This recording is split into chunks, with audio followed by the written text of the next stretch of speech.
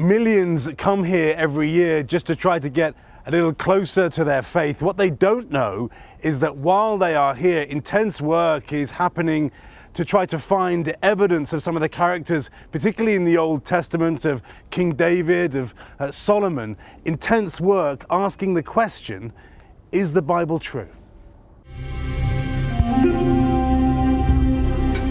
Archaeologists in Jerusalem search with the scripture in one hand and a trowel in the other, hoping to unearth crucial evidence supporting the Bible. Thousands of years ago, we went under the city to see the world's biggest dig.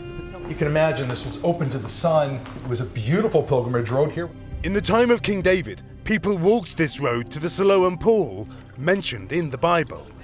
There was music, there was incense, there were people singing. All of this is written about in Jewish texts. And now I'm reading Nehemiah chapter 3. And he built the wall of the Shiloach pool next to the king's garden, as far as the steps that go down from the city of David. I've got something to show you here. Look at that. Wow. What's down there? That is an access route into the underground sewer of the city. Ancient tunnels built at the time of King Herod around 2,000 years ago. If we look at the Bible, this is Exodus chapter 39.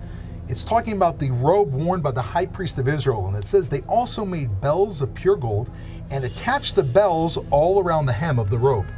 So the high priest is walking over here somewhere, and a golden bell tears off, goes through the drain, ends up in this tunnel, and 2,000 years later we pull it out of the ground.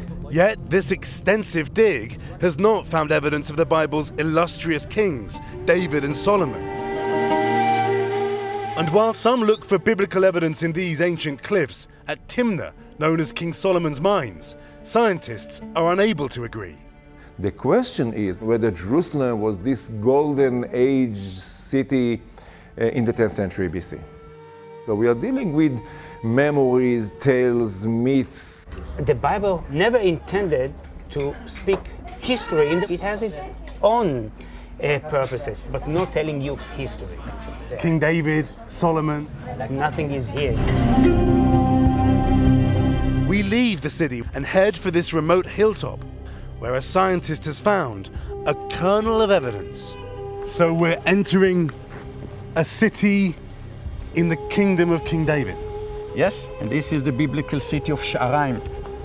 Your very big discovery was actually through something quite small. Olive pits, yeah. Olive pits. Just olive pits. Helped you figure this out. And they gave us the dating. The dating is 1000 BC. So olive trees like this lived here already 3000 years ago.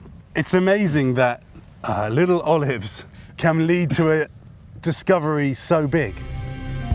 The fortress town, he says, overlooked a famous biblical battle. This is where David fought Goliath. This is exactly the location, yes. So if we'd been standing here 3,000 years ago, from here we'd have been able to watch David battle Goliath. Sure. Historians in the land of the Bible still doing battle, while for others, faith is enough. Of course, this is a city with many religions, many faiths. Maybe that's the way God intended it. Maybe one day people around the world will come to terms with that. Certainly at Christmas time, that is a good message. Back to you guys. Certainly is. What a great series. I was going to say, we have just loved this the whole week, and it's been really fascinating.